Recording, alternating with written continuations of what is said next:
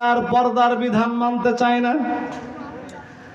এখান থেকে সুন্দরবন তো খুব বেশি দূরে নয়, বেশি দূর। আচ্ছা, বাঘ কোন জায়গায় থাকে?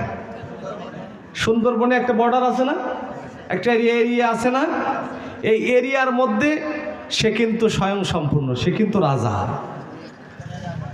বাঘ বলছে থাকবো না কো সুন্দরবনে, দেখবো এবার জগৎটারে কেমন করে ঘুরছে মানুষ যুগান্তরের ঘূর্ণি পাকে।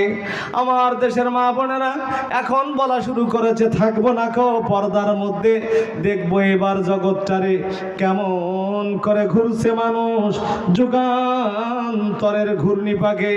ভাইরা আমার, এবার আমি আপনাদের কাছে জিজ্ঞাসা করতে চাই, সুন্দরবনে রয়্যাল বেঙ্গল টাইগার যদি আজকের পাইকগাছাতে আসে, তাহলে আপনারা বুঝি ছাড় দেবেন?